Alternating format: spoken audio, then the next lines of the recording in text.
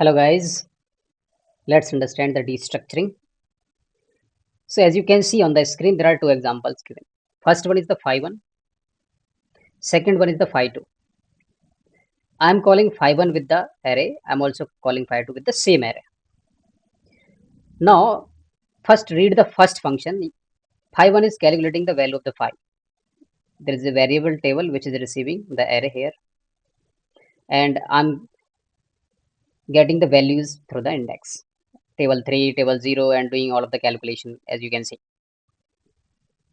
Similarly, I am doing the same calculation.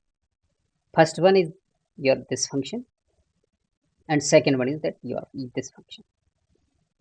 I'm doing the same calculation with the phi2, but the difference is I'm not holding complete array in a single variable. As you can see, I'm using a technique that is called destructuring. I'm holding each value in a particular variable, and that variable is also a meaningful variable. It is saying number 76. That variable is saying number 76. That means 76 is held by variable number 76. Similarly, number 9, number 4, number 1, as you can see. But here you don't have anything like that. You can see the readability of this code. Even you can see the number of characters used by this function phi2. It is reduced as compared to this. Now we can make a note here. This function phi2 is creating the readability. First thing, readability.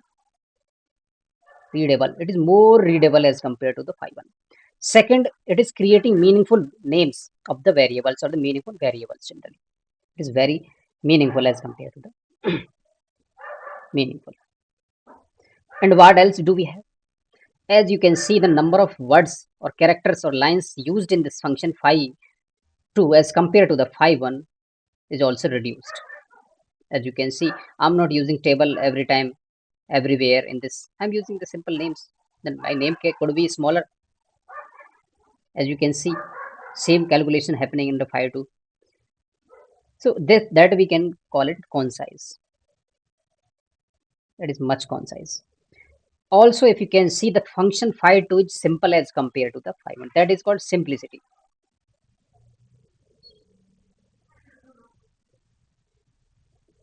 Now, we can conclude that destructuring is a syntax. As you can see, that array. Let's see here. Suppose we have an array, similarly AR, having two elements, 2, 3. How can you destructure that? You can destructure that.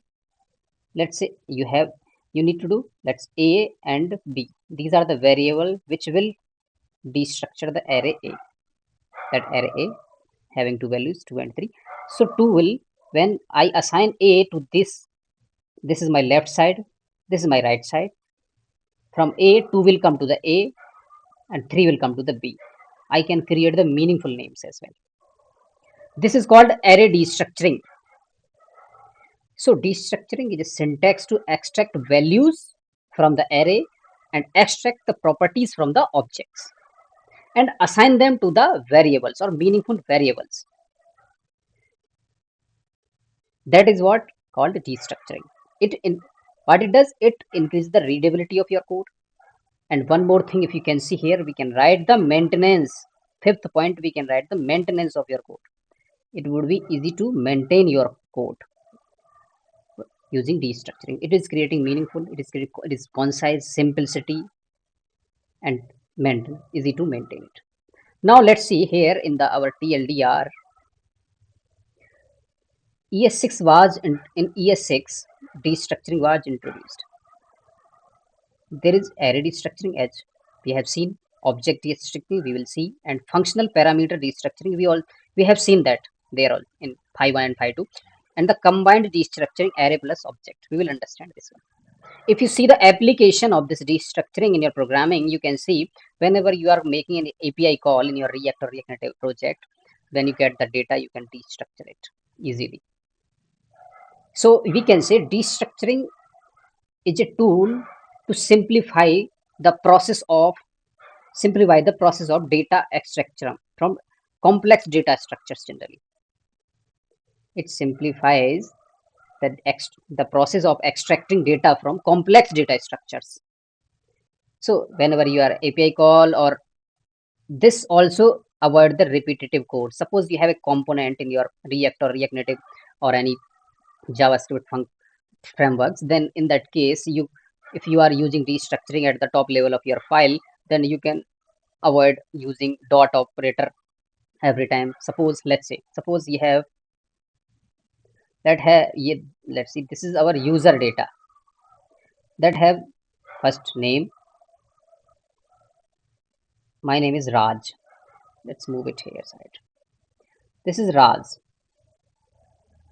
So if I'm extracting this name at the top of your file, that means I will be able to use this everywhere.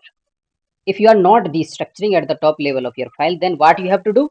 You need to write in your XML or JSX generally user dot name everywhere. You will write it multiple times in your code. User dot name, user dot name. If it is more nested, then it would be hard to write that lengthy line in your JSX. So I would suggest use destructuring at your top level.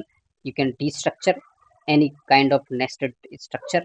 So let's see some of the examples of destructuring. First, we will see the output of our function. Let's see. So we will see the output of this first. This is the same function using the same technique generally. Yeah, this is the output value of the phi, same function. Now let's remove it. Hi guys, this is all for this lecture, and part 2 video link is given in the description of this video. You can check it out. And in the part 2 we will solve some output based problem, practical based problems that will be based on nested arrays, nested objects, and the combination of both. Then we will understand the destructuring from the depth. So this is all for this lecture. If you like the video, please subscribe, like, and comment for the improvement. Thanks for watching the video.